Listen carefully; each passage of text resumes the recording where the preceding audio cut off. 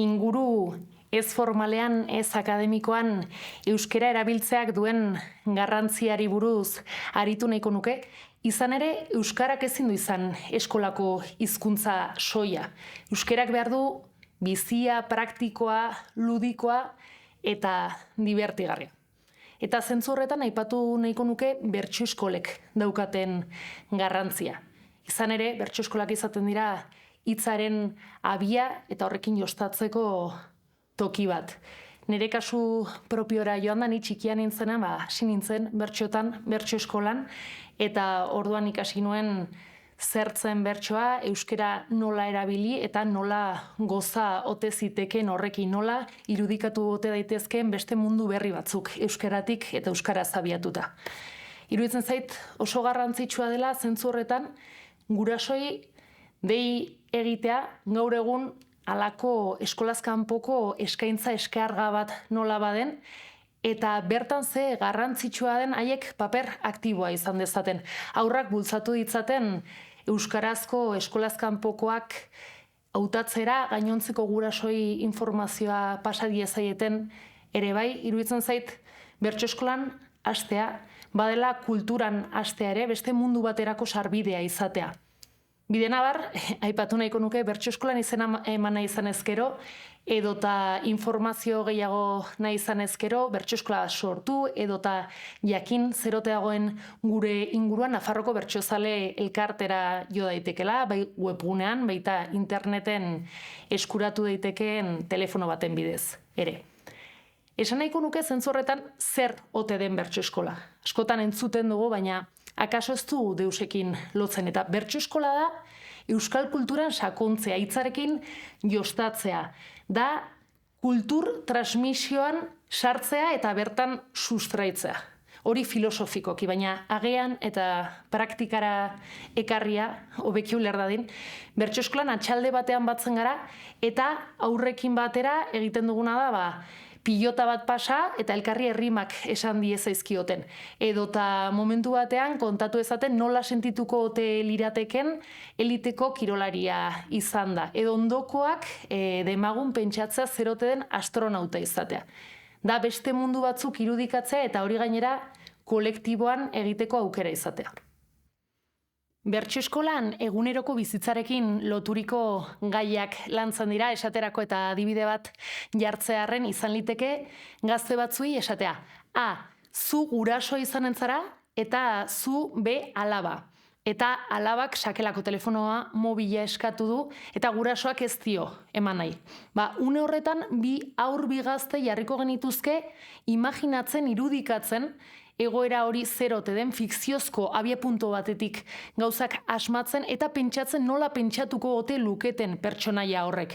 Eta horrek bide emanen luke batetik fikzioa lantzeko eta bestetik eta bigarrenik eta gian garrantzitsuena dena besteen token jartzeko empatiaren bidez. Eta une horretan gero bertso eskolan hitzakia izan liteke garatzeko esaterako teknologia berrien gaia edota komunikazioarena. Beste gai bat, esatagatik. Bi gazte parte hartzen dutenak saskibaloian. Eta sekula ez dituzte deitzen parte hartzeko partidan. Agian ari axola zaio eta B jokalariari ez zaio axola. Bertatik lehiakortasunen ideia garatu genezake. Nola eragiten digu gurekin ez kontatzeak edota momentu batean ze sentipen sortzen dizkigun lehiak bizitzaren zentzu guztietan. Honekin esan nahi dudana da, gaietatik abiatua, bertso eskolak lantzen duela lexikoa, hitzen jatorria, aditzak, esamoldeak, badela bide bat, gero gainera eskolan ere eragiten alduena, norberaren pentsamendua eta hizkuntza baliabideak eta gaitasunak aztertzeko eta handitzeko. Zentzu berean, kontatu nahiko nuke, ni nola hasi nintzen eta ze beste faktore ere dauden gai honetan. Aipatzekoak dira bertso eskolak, bertso udalekuak ere bai existitzen direla, gero honez gain bertso saioak izaten direla herrietan, eta dena elkar loturik dagoela, saretuta eta horrela atmosfera horretan eta testuinguru jakin horretan bertan izaten duela zentzua.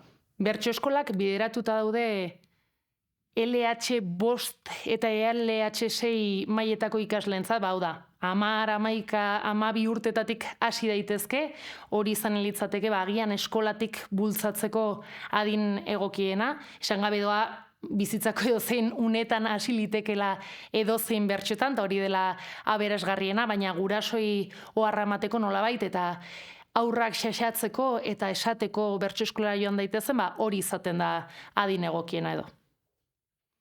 Horrela nire bizitza propioarekin harremana estututa edo eginda ariari segika, nik gogoan dut txikian nintzela, 11 edo 12 urte izanen dituen garai horretan, nola seginen bertso eskolan Antsoainen Estitxu Arozena irakaslearekin. Eta gu ginen Iruñerriko gaztetxoak, aurrak, adin horretan gutxi gora bera, eta ez genuen eskolaz kanpo euskaraz egiten, ez genuen ohiturarik euskaraz egiteko normalean. Baina bertso eskolan hasi ginen, eta horrek sorrarazi zigun zerbait, izan ere guk egin nahi genuen entzuten genuen ura, baina entzuten genuen ura gauzatzeko eta egiteko tresnarik ez genuen. Ez genekien nola esan nahiko genukeen hori. Eta horrek sortzen zuen gure baitan erronka moduko bat. Behartuta ginelako jolas hori nolabait egin nahi baldin bagenuen, behartuta ginen jolas horren arauak ulertzera. Eta jolas horren arauak euskaraz ziren. Eta euskaraz zuten ardatz. Eta ordan niretzat izan zen, klak egintzean buruak, eta nolabait sentitu nuen euskara behar nuela. Gainera, garai horietan, eramaten gintuzten, Nafarroko Bertsozale Elkartetik, atxaldeak kanpoan pasatzera, eta askotan batzen gintuzten, halako ateraldiak egiten genituen, eta Nafarroako gainontzeko herrietako ikasle eta gazteekin. Eta hori gertatzen zenean, beste zonalde batzuetan euskeraz egiten zuten gainontzeko aurrek. Eta horrek gu behartzen gintuen ere bai euskaraz izatera. Funtsan bertsoa da ala beharrez euskaraz gertatu behar den zerbait. Eta gure bizitzan eragin handia izan zuena. Nolabait euskara gu ginen eta euskaraz izan gintezken eta horrek euskara behartzuen. Eta beharrezkotasun horrek badu mami handia. Beste pasadizo bat edo pasarte bat kontatzearren eta hau iruditzen zaite edozein zonaldetako jendearentzat izan litekela baliagarria.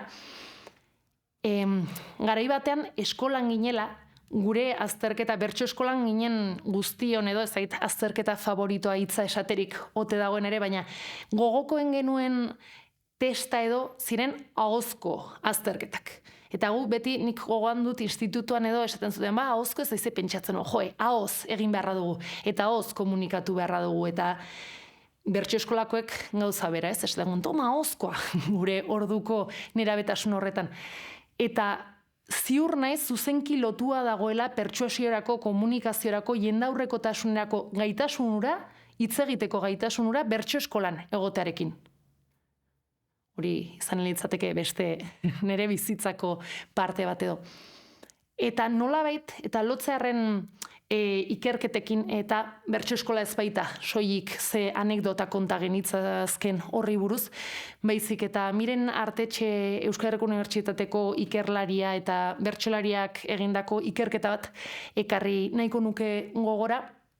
Nolabait, Artetxek esaten du iristen dela garai bat bizitzan, gazteen bizitzan, non transmisiorako erreferente nagusiak ez diren gurasoak ez da eskola ere, eta adinkideak izaten diren.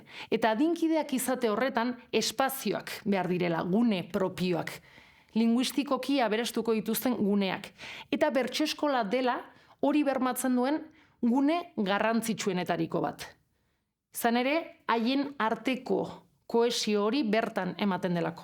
Bestalde eta ikerketa mamitsua da, aipatzen du aldiz Artetxe ikerlariak, baduela bertso eskolak ere bai, gaitasun paralinguistikoetan eragin nabarmena, nola komunikatu zer egin, nola mugitu ze keinu egiten dituzu, nola konektatzen ote duzun jendearekin, eta horrez gain, pertsonaren norberaren autoestimarako, autokontzientziarako eta errotzerako garrantzi handia duela. Eta iruditzen zait hori dela bertso eskolak, agian ez ditu bertsolariak sortuko, agian bai, baina kulturzaleak sortuko ditu. Eta komunikazioa maite duten pertsonak ere bai. Eta hirugarren gauza edo bere aipu bat hartuta, do it yourself da Artetxeren ustez bertso eskola. Horrek esan nahi du, norberak egiten duela, eta autogestioaren indar hori, eta hizkuntzari dagokionez, ere bai, bertso eskola badelako lozako hartu, eta bertso eskolako batek finala daukanean, ura ikustera joatea. Edo bertso eskola bada, ezagitzein herri bisitatu behar izatea, bertan duzulako saio bat. Eta bide horretan guztian gure hizkuntzak, ze pixu hartzen duen nabarmentzen du ikerlariak. Egun, Nafarroan 40 bertso eskola inguru dauzkagu martxan, heldu eta aurrentzako, aurrei dagokienez, martxan jartzeko bertso eskola berri bat, edota da martxan dagoen bertso eskola batera gerturatzeko, egin behar den bakarra da, Nafarroko Bertsozale Elkartera deitzea, eta aski da, gogotsu dagoen ikasle talde bat izatearekin, lokal bat bilatuko luke Nafarroko Bertsozale Elkarteak, eta astero hasiko lirateke ikasle horiek, gazte horiek irakaslearekin biltzen. Eta horrela laburbilduz, nire ustez behintzat bertso eskola da ludikotasunetik, empatiatik, komunikazioaren oinarrietatik mundu berriak irudikatzen laguntzen duen halako leiho kulturzale bat. Hitz gutxitan bizitzaren eta pentsamendu kritikoaren eskola.